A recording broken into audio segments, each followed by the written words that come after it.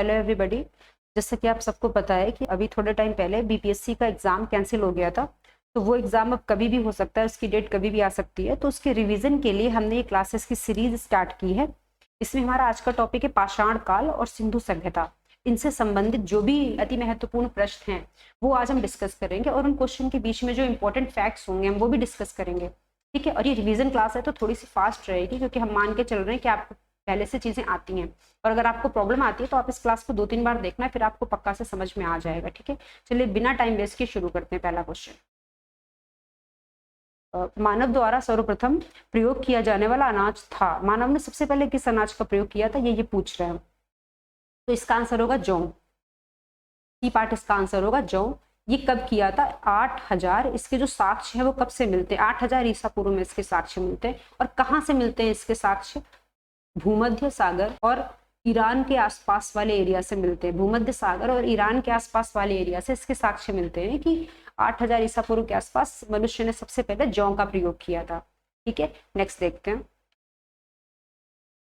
निम्न में से कौन सा स्थल है जो प्राग ऐतिहासिक चित्रकला के लिए प्रसिद्ध है? प्राग ऐतिहासिक चित्रकला के लिए प्रसिद्ध है। तो जब भी चित्रकला की बात करेंगे तो हम ऑप्शन पहले देख लेते हैं, अजंता, भीमबेटका, बाघ या अमरावती। तो जब भी चित्रकला की बात करेंगे तो हमको पता है कि इसका आंसर होगा भीमबेटका। ठीक है, क्योंकि भीमबेटका की जो गुफाएं हैं इसकी दीवारों पर, इसकी जो दीवारें हैं इसकी दीवारों पर आदि मानव ने चित्र बनाए थे। आदि मानव ने एक तरीके से पेंटिंग करी थी। तो इसकी दीवारों पर जो आदि मानव था उसने चित्र बनाए थे, या उसने ये कहो कि पेंटिंग करी थी, वही ये पूछ रहे हैं। प्राग ऐतिहासिक चित्रकला, उसी को प्राग ऐतिहासिक चित्रकला कह दिया गया था। जो आदि मानव ने पेंटिंग बनाई थी भीमबेटका की गुफा की दीवारों पर, उसी को हम प्राग ऐतिहासिक चित्रकला कहते हैं। ठीक है, तो इसका आंसर होगा भीमबेटका। अब भीमबेटका से संबंधित 1-2 बातें हमें बिल्कुल अच्छे से याद होनी चाहिए। एक तो ये कि इसकी खोज किसने की थी। पहले तो ये है कहाँ पे? ये मध्य प्रदेश में, ये हम सबको पता है।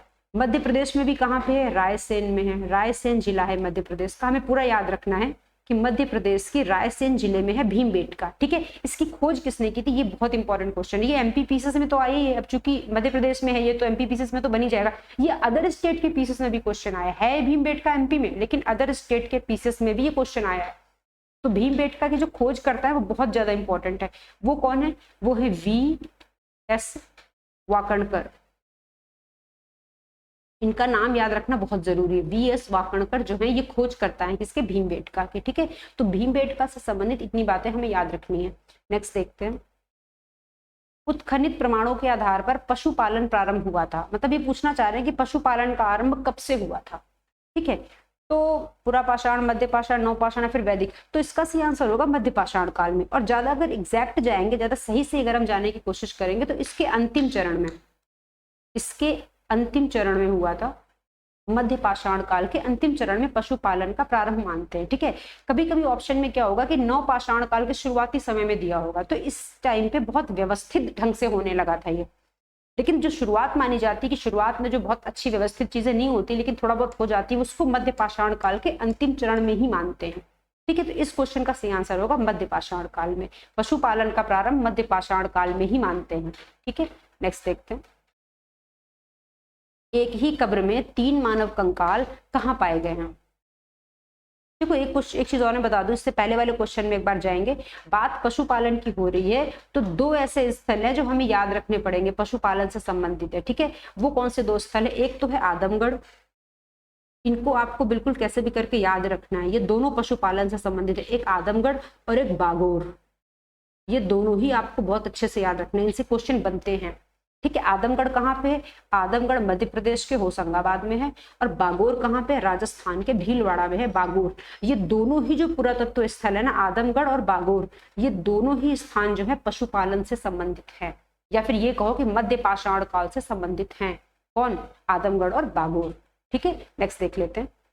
एक ही कब्र में 3 मानव कंकाल कहाँ से पाए गए हैं? ठीक है, सिंपल आंसर होगा इसका दमदमा। दमदमा में ऐसी जगह मिली है जहां पे एक ही कब्र से 3 मानव कंकाल मिले हैं। ठीक है, तो इसका आंसर तो दमदमा हो गया। अब दमदमा है कहाँ पे? तो ये है प्रतापगढ़ जिले में, यूपी के अंदर। उत्तर प्रदेश के प्रतापगढ़ जिले में है दमदमा। यहाँ पे क्या है कि एक ही कब्र में 3 मानव कंकाल मिले हैं। अब 2 जगह और यहाँ पे है, एक सराय नाहर राय और एक महादहा। ये दोनों भी बहुत इंपॉर्टेंट है, ये भी कई बार एग्जाम में इनसे भी क्वेश्चन बन जाता है। यहाँ पे क्या मिला है? यहाँ पे मिले हैं हड्डी से बने आभूषण या फिर उपकरण, हड्डी के आभूषण या हड्डी से बने उपकरण। अगर ये पूछा जाएगा तो हम क्या आंसर देंगे, सरायनाहरा या फिर महदहा, ये दोनों में से कोई ना कोई ऑप्शन में जरूर होगा आपके सामने। या फिर जैसे बीपीएससी का एग्जाम है तो हो सकता है दोनों हो, क्योंकि उसमें ई पार्ट में लिखा होता है ना 2 या 2 से अधिक ऐसे करके, तो ये आपको ध्यान रख लेना है। ये दोनों सरायनाहर राय और मादाहा, यहाँ से आपको हड्डी से बने आभूषण मिलेंगे, और दमदमा से आपको मानव 3 मानव कंकाल एक ही कब्र में पाए गए हैं दमदमा से। और ये तीनों ही स्थान, इन तीनों का ही संबंध यूपी से है। ये तीनों ही स्थान जो हैं वो यूपी में पाए जाते हैं, सरायनाहर राय, महदहा और दमदमा। ठीक है, नेक्स्ट देखते हैं। उस स्थल का नाम बताइए जहां से कृषि एवं स्थायी जीवन के प्राचीनतम साक्ष्य मिले हैं। अब ये क्वेश्चन देखो कैसे इंपॉर्टेंट है, ये आया हुआ क्वेश्चन है, कृषि और स्थायी जीवन। तो कृषि और स्थायी जीवन तो अक्सर करके होता है, क्योंकि जहाँ पे कृषि करेगा इंसान वहां पे थोड़े दिन तो उसको रुकना ही पड़ेगा। कृषि फसल बोएगा, उगेगी, काटेगा, तो थोड़ा टाइम लगता है। तो स्थायी जीवन तो अपने आप ही हो जाता है। तो इसमें से कहाँ पे प्राचीनतम साक्ष्य मिले हैं, ठीक है, इन सब में से सबसे प्राचीनतम साक्ष्य कहाँ से मिले, तो हमारे क्वेश्चन का आंसर तो होगा मेहरगढ़। सही आंसर होगा इसका मेहरगढ़। ठीक है, अब ये मेहरगढ़ से मिले तो हैं, लेकिन मेहरगढ़ से क्या है कि मेहरगढ़ से 2-3 क्वेश्चन है जो बहुत इंपॉर्टेंट है। पहली चीज तो यहाँ से गेहूं की खेती के साक्ष्य मिले हैं, क्योंकि कृषि की बात कर रहे हैं ना, तो यहाँ से कुछ तो मिला होगा। गेहूं की खेती के प्राचीनतम साक्ष्य मिले हैं कहाँ से, मेहरगढ़ से, पहली चीज तो। दूसरी चीज, एग्जाम में क्वेश्चन आता है कि निम्न में से कहाँ पे, ऐसे ही ऑप्शन दिए होंगे आपको, मानव सबसे अधिक समय तक रहा। मानव जो है उसने सबसे अधिक समय बिताया या सबसे अधिक समय तक रहा, मानव सबसे अधिक समय तक रहा, तो इसका आंसर भी होगा मेहरगढ़। ऐसा हम क्यों कह पा रहे हैं, क्योंकि यहाँ से जो भी साक्ष्य प्राप्त हुए हैं वहां पे पाषाण काल के साक्ष्य भी हैं और सिंधु सभ्यता के साक्ष्य भी हैं। ये एक ऐसा पुरातत्व स्थल है जहां से पाषाण काल के साक्ष्य भी मिलते हैं और सिंधु सभ्यता के साक्ष्य भी मिलते हैं। इसका मतलब मानव पाषाण काल में भी यहाँ रहता था, सिंधु सभ्यता में भी यहाँ रहता था, तो बहुत लंबा समय मानव यहाँ पे रहा है मेहरगढ़ में। अब ये सब कहानी बता दी, मेहरगढ़ है कहाँ। ये मेहरगढ़ इंडिया में नहीं है, ये पाकिस्तान में है। आज के समय ये पाकिस्तान में है मेहरगढ़। ठीक है, नेक्स्ट देखते हैं। इनमें से किसको चालकोलिथिक युग भी कहा जाता है, चालकोलिथिक युग। तो देखो चालकोलिथिक में 2 चीजें हैं, एक है चालको, इसलिए इंग्लिश के शब्द से बना है तो इसको इंग्लिश में लिखना पड़ेगा चालको प्लस लिथिक। तो जब भी ये चालकोलिथिक आएगा आप इसको ऐसे तोड़ लेना, चालकोलिथिक। तो चालको का मतलब है कॉपर से, यानी कि तांबे से। चालको का मतलब है कॉपर या तांबे से, लिथिक का मतलब है पत्थर से, पत्थर से। तो जिस भी समय में मनुष्य ने तांबे और पत्थर को मिला के औजार या उपकरण बनाए होंगे, औजार या उपकरण बनाए होंगे तांबे और पत्थर को मिला के, उसी समय को कह देंगे चालकोलिथिक युग। ठीक है, तो इसका आंसर होगा ताम्र पाषाण काल, तांबे और पत्थर का काल, ताम्र पाषाण काल। नेक्स्ट देखते हैं। निम्न में से किस स्थान से मानव कंकाल के साथ कुत्ते का भी कंकाल प्राप्त हुआ है, मतलब मानव का कंकाल प्राप्त हुआ है साथ के साथ कुत्ते का भी, मतलब मानव के साथ कुत्ते को भी दफनाया गया, दोनों को साथ में दफनाया गया, ऐसा कुछ कह रहे हैं। तो इसका आंसर क्या होगा, बुर्ज होम होगा।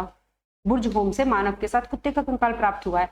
अब बुर्ज होम के बारे में एक चीज हमें और याद रखनी पड़ेगी, यहाँ से एक चीज और मिली है बड़ी इंपॉर्टेंट, उससे भी क्वेश्चन बनता है, वो है क्या, गर्त आवास। गर्त आवास, अब ये गर्त आवास क्या है, मतलब गड्ढा करके उसके अंदर आवास बना के रहना। ठीक है, अब अभी आपको ये समझ आएगा कि ऐसा क्यों है, क्योंकि जब हम ये बताएंगे ना कि बुर्ज होम है कहाँ पे, बुर्ज होम कहाँ पे है, बुर्ज होम है जम्मू कश्मीर में, जम्मू कश्मीर में। अब हमें पता है कि जम्मू कश्मीर में ठंड बहुत होती है। अब जब ज्यादा ठंड होगी तो आप गड्ढा बना के उसके अंदर घुस जाओगे तो आपको ठंड कम लगेगी, क्योंकि जो ठंडी हवाएं होंगी वो तो ऊपर से निकल जाएंगी, तो जाहिर सी बात है कि ठंड थोड़ी सी कम लगेगी आपको।